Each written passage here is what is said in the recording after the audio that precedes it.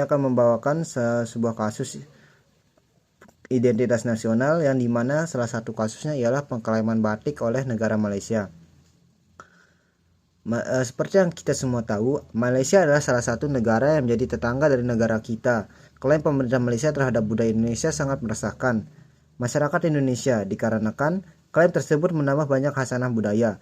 Kain batik merupakan salah satu khasanah budaya Indonesia yang pertama kali diklaim oleh Malaysia. Tiba-tiba Malaysia memperkenalkan batik sebagai barang buatan asli Malaysia ke mancanegara di awal tahun 2000-an. Para pengrajin batik di Indonesia sempat mengeluhkan tindakan pemerintah Malaysia yang akan mematenkan batik sebagai barang buatan mereka. Tidak berhenti sampai di situ, banyak lagi budaya Indonesia yang diklaim oleh Malaysia seperti lagu Rasa Sayangi, tari Roek Ponorogo, lagu Jali-Jali, makanan rendang, dan lain sebagainya. Aksi protes atas klaim dari Malaysia ini sudah dilakukan oleh masyarakat Indonesia. Mereka juga menyatakan bahwa pemerintah Indonesia kurang tegas dalam menyikapi klaim dari Malaysia.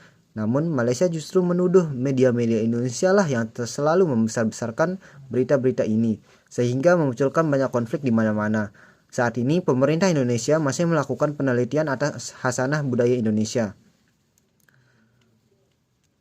Pemerintah Indonesia dan Malaysia sudah melakukan kesepakatan untuk menentukan batas area kepemilikan. Kebudayaan ini boleh digunakan oleh Malaysia, namun tetap merupakan milik Indonesia. Pihaknya berjanji dalam waktu dekat akan menyebarluaskan hasil penelitian kesepakatan ini ke masyarakat.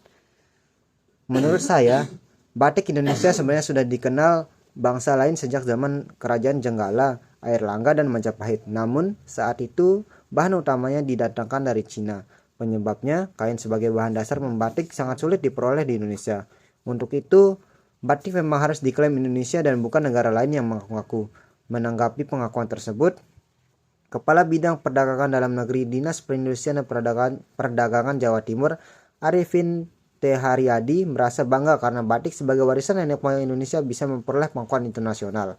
Ucapnya, menurut kesimpulan dari saya, dari permasalahan di atas, saya menyarankan bahwa masyarakat dan pemerintah Indonesia harus menjaga dan melestarikan kebudayaan yang ada di Indonesia.